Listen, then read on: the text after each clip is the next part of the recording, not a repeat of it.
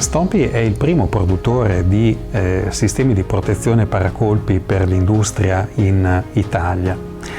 Sistemi di protezione paracolpi si intende tutti quei dispositivi di sicurezza passivi deputati a fermare un veicolo in movimento, come ad esempio un muletto, che vengono utilizzati e selezionati per la protezione di tutti gli asset aziendali. Per ultimo, ma non meno importante, le persone. Si vendeva senza un criterio, cioè il criterio era muletto piccolo, una sezione di barra piccola, muletto medio, medio, muletto grande, grande. Non avevamo mai associato fino ad allora quanta energia sviluppa il carrello e quanta energia deve corrispondere il dispositivo di protezione paracolpi. È stata proprio la sfida che Stompy ha voluto accogliere già una decina di anni fa. Si trattava di uscire da una situazione di vendita del mercato complicata, quasi di non senso. Non c'era una misura prestazionale. I prodotti che non solo noi ma anche i nostri concorrenti portavano sul mercato non davano e non potevano garantire una prestazione, non c'era un numero che accompagnasse questa prestazione.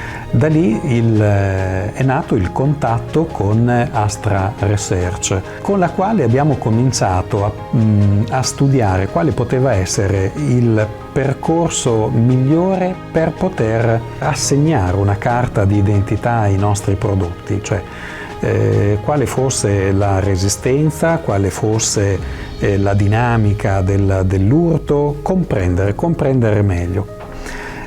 Astra Research ci ha fornito tutti gli strumenti per poter cominciare a dare un perimetro, identificare il percorso che dovevamo sviluppare. Stompy aveva bisogno di poter procedere quotidianamente in questa attività per poter condurre la propria ricerca e sviluppo nel miglioramento continuo delle prestazioni dei propri prodotti e lo sviluppo dei nuovi prodotti.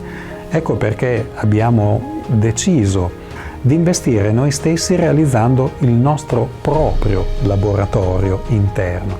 Testare il prodotto doveva essere fatto attraverso una macchina che governasse e disciplinasse l'attività di test, ed è per quello che dapprima abbiamo investito il nostro tempo e il nostro impegno sul cercare di promuovere la norma all'interno della istituzione. In seconda battuta, far passare che un produttore deve per forza testare i propri prodotti riproducendo le condizioni standard che si possono ritrovare presso un cliente. Questo è il vero, la vera rivoluzione apportata nel mercato.